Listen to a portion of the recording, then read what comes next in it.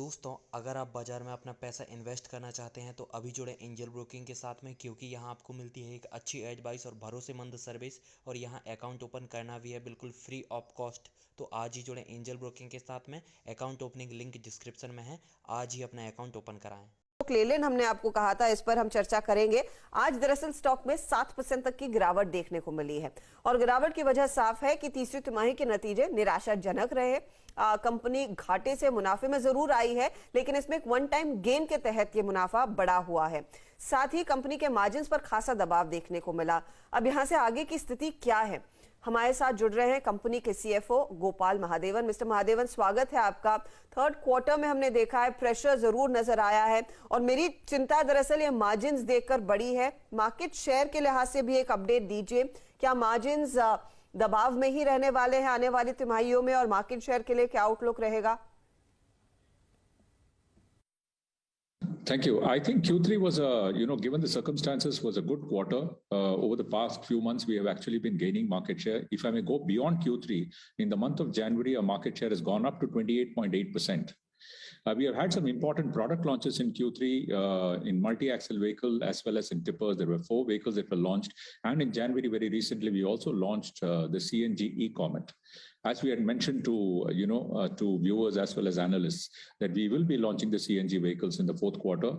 Happy to share that the launch has begun and we have a few more vehicles to be launched under the CNG stable in ICV. ICV is becoming a very important segment in the commercial vehicle business. They account for nearly 35 to 40% of the overall market, and within that, CNG accounts for nearly a third. So it's a very, very important segment. And with these product introductions, we are expecting a share of business to go, share of market share actually to go up further. The second thing that I wanted to mention was the Avatar range of products which we launched last year, as well as the Bada Dost LCV, have been accepted very well by customers. Since you mentioned LCVs, Mr. Mahadevan, मुझे बताइए कि यहाँ पर क्या कुछ और pickup देखने को मिल सकती है आपके LCV और HCV सेगमेंट में? I would expect so, because the average age of trucks, especially on MHCV side, is one of the longest that we've seen in the recent history of commercial vehicles. It's almost 9 to 9.5 years. So there would be a natural progression for replacement. The second one is the technology in the trucks have also dramatically changed to BS6.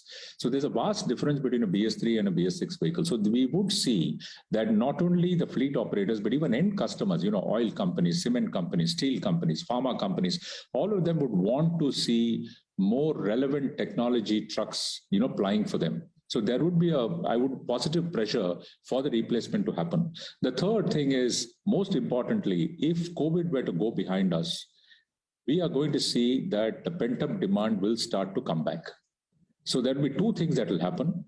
The growth in the economy, India is slated to be one of the high growth economies over the next few years. The growth in the economy will actually have a pull for trucks. And the second one is the replacement demand will also be a kicker. Finally, we must not forget about bus. The bus demand has been the most impacted because of COVID, because most of us are working from home, schools and colleges were shut, intercity transportation was severely impacted. Now today, most of us are again getting back to our offices, schools are reopening, colleges are reopening. We are also seeing a lot of ply between cities. So this is actually going to take up bus demand as well, which again, Ashok Leyland is one of the leading players in buses, and that is going to augur very well for the company. So overall, if things, especially if the COVID were to, kind of wane, I am pretty positive that, the sector will be very positively impacted on this. Finally mister Mahadevan, मैं आपसे एक अंदाजा लेना चाहूंगी metal prices पर, क्योंकि steel aluminium के दामों में एक तरफा तेजी देखने को मिली है। क्या ये आप इसे ऑफसेट करने के लिए कुछ अपने प्रोडक्ट्स के दाम बढ़ाना चाहेंगे? क्या कुछ क्वांटम आप सजेस्ट कर पाएंगे इस समय कि कितना प्राइस हाइक आपको लेना पड़ सकता है इस कॉस्ट प्रेशर को कम रखने के लिए या फिर अबेट करने के लिए?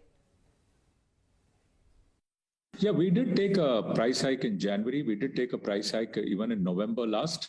And what was the good part of these price hikes, whether the retention was pretty good. And we were able to retain these price hikes with a growth in market share.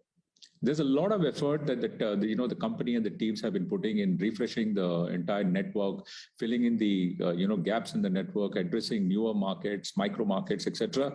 And all of this has helped us to shore up our market share, which is why I mentioned in earlier part of the discussion that our market share in January went up to 28.8% in January. So we will continue to adjust prices if commodity prices continue to go up. But we are hopeful that at some point in time, the overheated commodity markets will start to come down, and that would be a positive for the industry. Point taken mister Mahadevan, बहुत बहुत शुक्रिया हमारे लिए समय निकालने के लिए। लेकिन इस समय आज के बाजार में नंबर्स पर बाजार ने एक थम्स डाउन दिया है, 6% तक की गिरावट। हालांकि मैनेजमेंट कह रहा है आगे डिमांड बढ़ने के पूरे आसार हैं and most importantly price hikes का सिलसिला जारी रहेगा।